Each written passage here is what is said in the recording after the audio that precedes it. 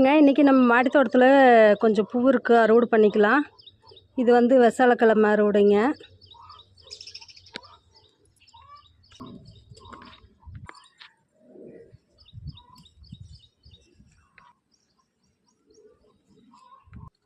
ஜாதி முல்லை, சாதா ரோஸ்,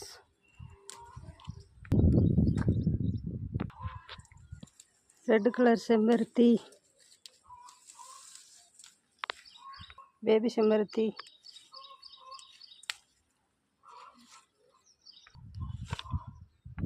இருவாச்சி மல்லி, இதுலேயும் பாருங்கள் நல்லா நிறைய பூ பூத்துட்ருக்காங்க. இது அறுவடை பண்ணிக்கலாம்.